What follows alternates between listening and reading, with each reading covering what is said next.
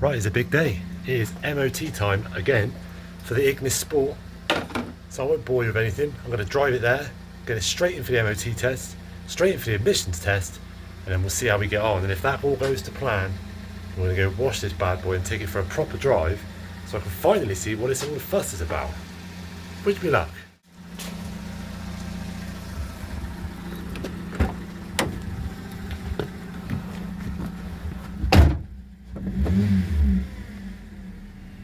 But before the results of that, I need to fix the lemon. Basically, I've noticed that the car just doesn't seem to ever warm up. I take it for like a 15-minute drive.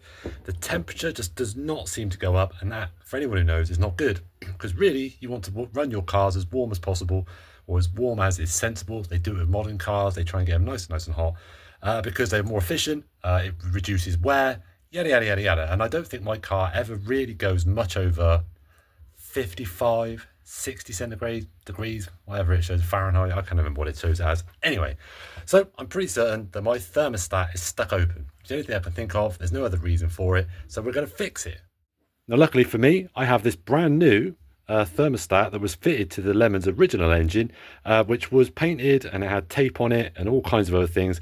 And as you can see, I've started scraping off. So I'm going to get all the loose stuff off and I'm just going to give it a quick spray with some like high temperature paint or something, but I promise it is new and it's not stuck open. And the problem is, because this is still in here, I need to do this out there, and I can't do it out there at the moment because it seems to keep on raining, but the sun is starting to come out, so it's going to be an outside job.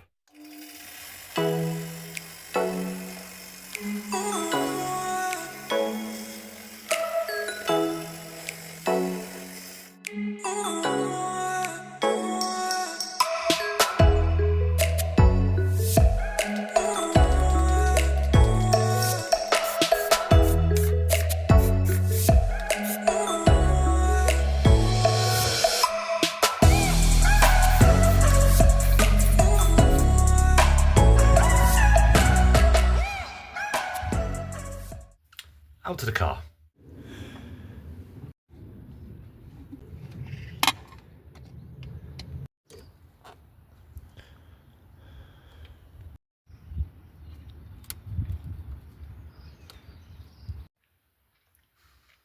Well, I didn't expect that.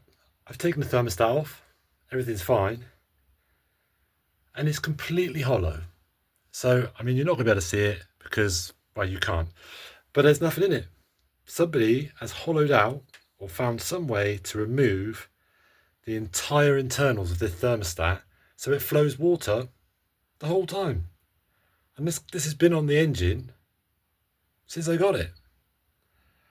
I mean, I can only assume this is like an offshoot from when it was a Trofeo engine in a rally car, because why do you need a thermostat in a rally car? You want it to stay cool the entire time. Well, that's annoying. So for some reason, I've not noticed that up until now, but let's not dwell on it. I've got the new one, so I'm going to swap the sensor over and the pipe, put some sealant on it, chuck it back on, and that's going to do the engine a world of good. So consider me a little bit confused that I haven't spotted that before now. Right, that's fitted. Obviously now you've taken some coolant out of it. We're definitely going to need to bleed the system at some point, but hopefully that'll burp when we take it for a drive.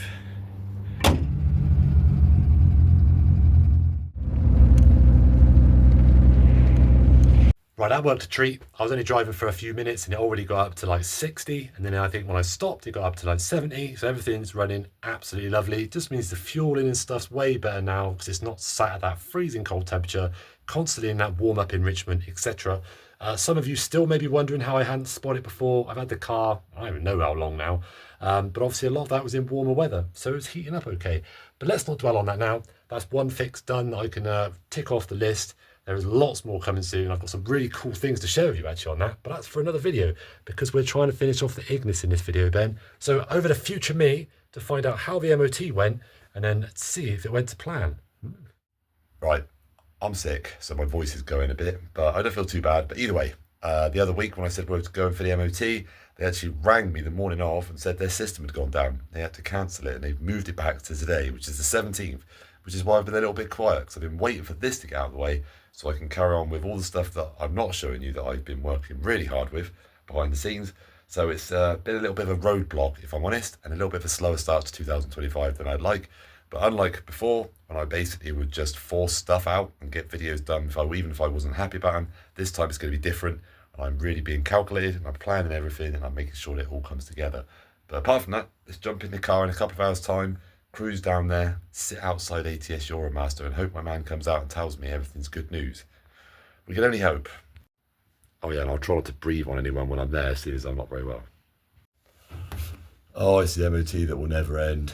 It's actually good news. The guy at the MOT station was a top bloke, and he said he would just check the emissions first before he goes to the trouble of doing everything else.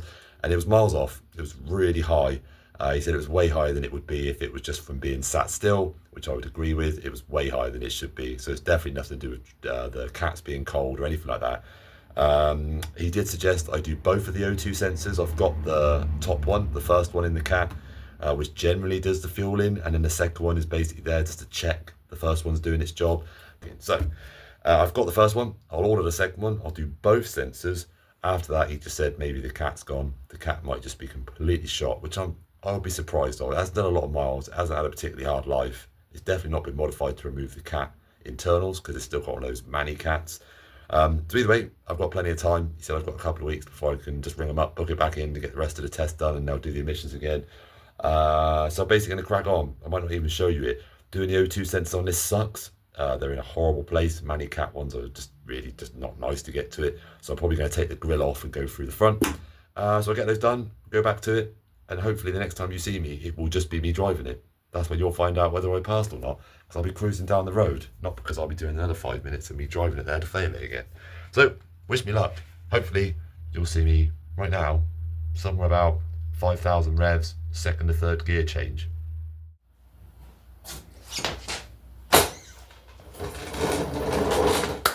Right, confession time. It didn't pass the MOT, so I've sold it. Well, that's not actually true. I didn't sell it. A good mate of mine messaged me and said, look, I'll offer you a deal. I will give you this car in exchange for the Ignis exactly as is. Don't do anything else to it. I will take it. Pretty soon I know what it needs. I'll get the bits. I'll get it sorted. You take on this car. So I said yes. I did say no initially. His deal got better. My no got less convincing. So yeah, it's going to be on its way out the door. I'm really sorry if that's a disappointment to anyone who was looking forward to me taking it for a decent drive and stuff. I'm hoping I never gave the impression it was going to be a long-term buy necessarily anyway. I'll be honest, it didn't quite ignite my fire anyway. Wicked little car, great engine. I thought it looked cool. Handling was fantastic. I don't know. There was just a little something in it I was missing. It might be just too similar to the cars I own or have owned.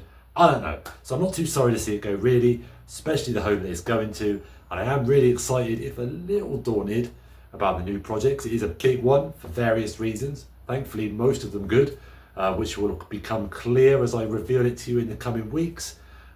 One quick disclaimer, I won't be doing much with it initially. I will obviously show you it, and we'll do some unboxing of the parts that come with it, because there's a load of upgrades and spares and a whole Aladdin's Cave worth of stuff that I'm sure will be interesting. Then we're just going to tuck it to one side for a minute, because I want to carry on with the 899 turbo build. I know a lot of you out there who watched the build series have been egging me on to try and do some more on it. So I want to do that. So I'm going to crack on with that. In fact, I'm just starting to film a bit of the episode right now. I can see it right there. So we'll do that. I've also signed myself up for an event, which I think I mentioned in a previous video, I think, with the Lemon. And that's going to get a load of upgrades, which are currently sat on the shelf up there in various formats, which is going to make the car significantly better, I hope, for a track day. So we'll also be doing that. In fact, that'll probably be the next episode when I drag it round, not in the garage, because it's going to have a flipping car in here. But I'll be doing that outside when the weather is good. So please join me for that, because that is going to be really, really interesting. But yes, very excited to show you the project. I really hope you end up agreeing that it was the best move. It's got a very interesting backstory and one I'm looking forward to telling you. So yes, a little bit of a sort of anticlimax with the Suzuki, but hopefully building up something pretty sweet with the new one. So thank you for stopping by.